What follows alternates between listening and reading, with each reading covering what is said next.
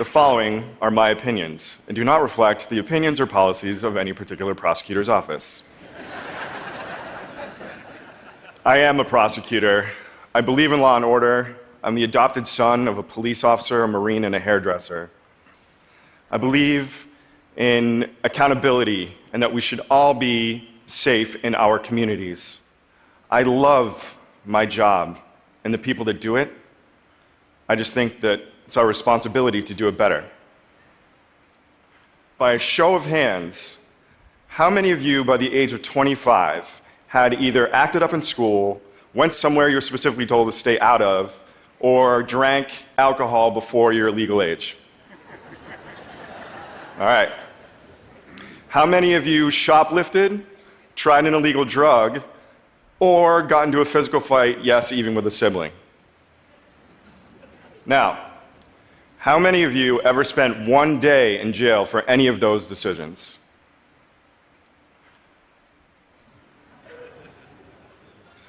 How many of you sitting here today think that you are a danger to society or should be defined by those actions of youthful indiscretion? Point taken.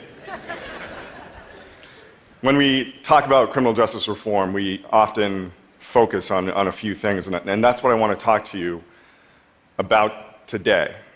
But first, since you shared with me, I'm going to give you a confession on my part. I went to law school to make money. I had no interest in being a public servant. I had no interest in the criminal law, and I definitely didn't think that I would ever be a prosecutor. Near the end of my first year of law school, I got an internship in the Roxbury Division of the Boston Municipal Court.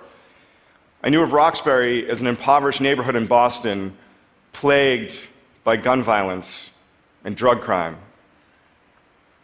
My life in my legal career changed the first day of that internship.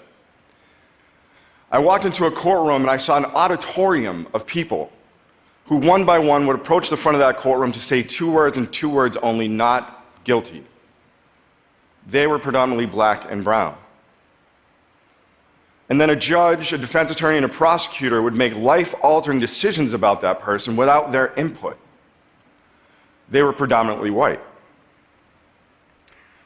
As each person, one by one, approached the front of that courtroom, I couldn't stop but think, how did they get here? I wanted to know their stories. And as the prosecutor read the facts of each case, I was thinking to myself, we could have predicted that. That seems so preventable.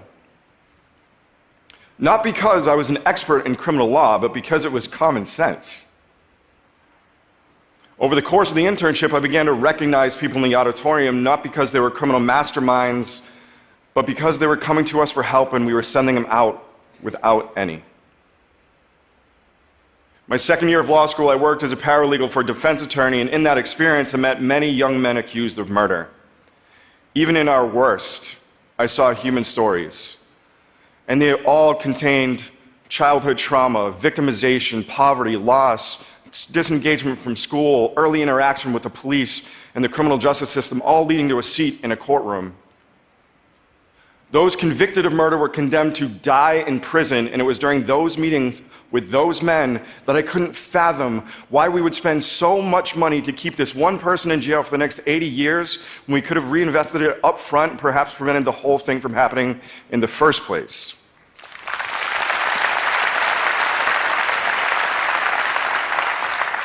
My third year of law school, I defended people accused of small street crimes, mostly mentally ill, mostly homeless, mostly drug addicted, all in need of help.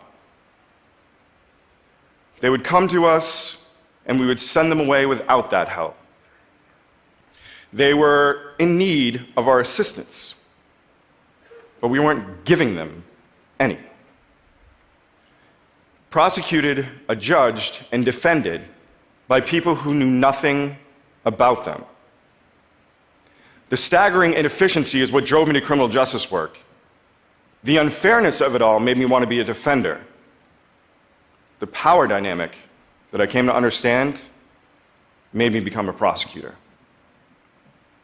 I don't want to spend a lot of time talking about the problem. We know that the criminal justice system needs reform. We know that there are 2.3 million people in American jails and prisons, making us the most incarcerated nation on the planet. We know that there's another 7 million people on probation or parole. We know that the criminal justice system disproportionately affects people of color, particularly poor people of color. And we know that there are system failures happening everywhere that bring people to our courtrooms, but what we do not discuss is how ill-equipped our prosecutors are to receive them. When we talk about criminal justice reform, we as a society focus on three things. We complain, we tweet, we protest about the police, about sentencing laws, about prison. We rarely, if ever, talk about the prosecutor. In the fall of 2009, a young man was arrested by the Boston Police Department. He was 18 years old, he was African American, and he was a senior at a local public school.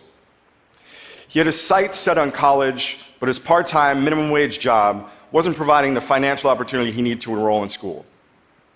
In a series of bad decisions, he stole 30 laptops from the store and sold them on the internet.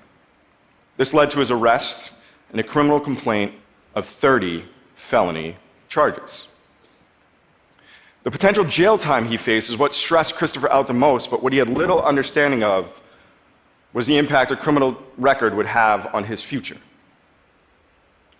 I was standing in arraignments that day when Christopher's case came across my desk, and at the risk of sounding dramatic in that moment, I had Christopher's life in my hands. I was 29 years old, a brand new prosecutor, and I had little appreciation for the decisions that I would make would impact Christopher's life. Christopher's case was a serious one and needed to be dealt with as such, but I didn't think that branding him a felon for the rest of his life was the right answer. For the most part, prosecutors step onto the job with little appreciation of the impact of our decisions, regardless of our intent. Despite our broad discretion, we learn to avoid risk at all costs, rendering our discretion basically useless. History has conditioned us to believe that somehow the criminal justice system brings about accountability and improves public safety despite evidence to the contrary. We're judged internally and externally by our convictions and our trial wins, so prosecutors aren't really incentivized to be creative in our case dispositions or to take risks on people we might not otherwise. We stick to an outdated method, counterproductive to achieving the very goal that we all want, and that's safer communities. Yep, most prosecutors standing in my space would have arraigned Christopher. They have little appreciation for what we can do. Arraigning Christopher would give him a criminal record, making it harder for him to get a job, setting in motion a cycle that defines the failing criminal justice system today. With a criminal record and without a job, Christopher would be unable to find employment, education, or stable housing. Without those protective factors in his life, Christopher would be more likely to commit further, more serious crime. The more contact Christopher had with the criminal justice system, the more likely it would be that he would return again and again and again, all at tremendous social cost to his children, to his family, and to his peers. And ladies and gentlemen, it is a terrible public safety outcome for the rest of us. When I came out of law school, I did the same thing as everybody else. I came out as a prosecutor, expected to do justice, but I never learned what justice was in my classes. None of us do. None of us do. And yet, prosecutors are the most powerful actors in the criminal justice system. Our power is virtually boundless. In most cases, not the judge, not the police, not the legislature, not the mayor, not the governor, not the president can tell us how to prosecute our cases. The decision to arraign Christopher and give him a criminal record was exclusively mine. I would choose whether to prosecute him for 30 felonies, for 1 felony, for a misdemeanor, or at all. I would choose whether to leverage Christopher into a plea deal or to take the case to trial, and ultimately, I would be in a position to ask for Christopher to go to jail. These are decisions that prosecutors make every day, unfettered, and we are unaware and untrained of the grave consequences of those decisions. One night this past summer, I was at a small gathering of professional men of color from around the city, and as I stood there stuffing free finger sandwiches into my mouth, as you do as a public servant, I noticed across the room a young man waving and smiling at me and approaching me. And I recognized him, but I couldn't place from where. And before I knew it, this young man was hugging me and thanking me. You cared about me and you changed my life. It was Christopher. See, I never arraigned Christopher. He never faced a judge or a jail. He never had a criminal record. Instead, I worked with Christopher, first on being accountable for his actions, and then putting him in a position where he wouldn't reoffend. We recovered 75% of the computers that he sold and gave them back to Best Buy and came up with a financial plan to repay for the computers we couldn't recover. Christopher did community service. He wrote an essay reflecting on how this case could impact his future and that of the community. He applied to college, he obtained financial aid, and he went on to graduate from a 4-year school. After we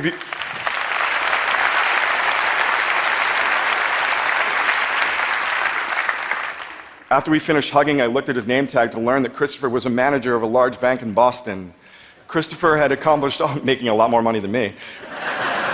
Christopher had accomplished all of this in the 6 years since I had first seen him in Roxbury Court. I can't take credit for Christopher's journey to success, but I certainly did my part to keep him on the path. There are thousands of Christophers out there, some locked in our jails and prisons. We need thousands of prosecutors to recognize that and to protect them. An employed Christopher is better for public safety than a condemned one. It's a bigger win for all of us. In retrospect, the decision not to throw the book at Christopher makes perfect sense. When I saw him that first day in Roxbury Court, I didn't see a criminal standing there. I saw myself, a young person in need of intervention. As an individual caught selling a large quantity of drugs in my late teens, I knew firsthand the power of opportunity as opposed to the wrath of the criminal justice system. Along the way, with the help of and guidance of my district attorney, my supervisor, and judges, I learned the power of the prosecutor to change lives instead of ruining them. And that's how we do it in Boston. We helped a woman who was arrested for stealing groceries to feed her kids get a job. Instead of putting an abused teenager in adult jail for punching another teenager, we secured mental health treatment and community supervision. A runaway girl who was arrested for prostituting to survive on the streets needed a safe place to live and grow, something we could help her with. I even helped a young man who was so afraid of the older gang kids showing up after school that one morning, instead of a lunchbox into his backpack, he put a loaded 9mm. We would spend our time that we would normally take prepping our cases for months and months for trial down the road by coming up with real solutions to the problems as they presented. Which is the better way to spend our time? How would you prefer your prosecutors to spend theirs? Why are we spending $80 billion on a prison industry that we know is failing when we could take that money and reallocate it into education, into mental health treatment, into substance abuse treatment, into community investment so we can develop our neighborhoods?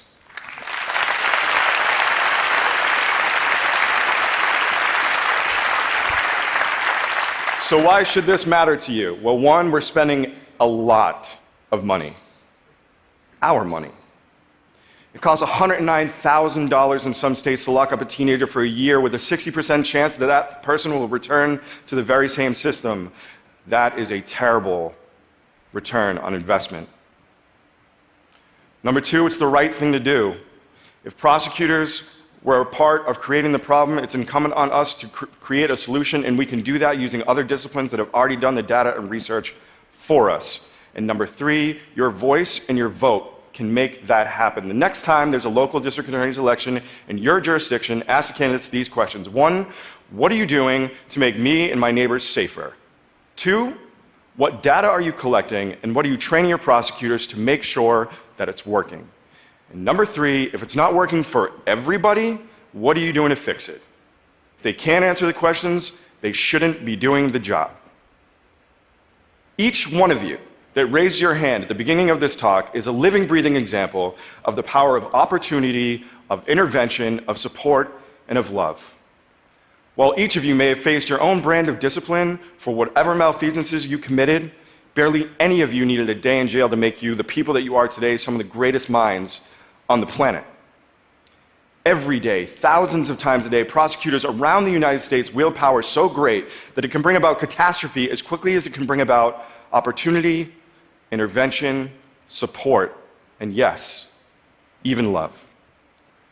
Those qualities are the hallmarks of a strong community, and a strong community is a safe one. If our communities are broken, don't let the lawyers that you elect fix them with outdated, inefficient, and expensive methods. Demand more. Vote for the prosecutor that is helping people stay out of jail, not putting them in. Demand better. You deserve it. Your children deserve it. The people who are tied up in the system deserve it. But most of all, the people that we are sworn to protect and do justice for demand it. We must do better.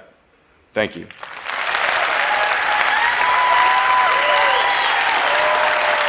Thank you. Thank you very much.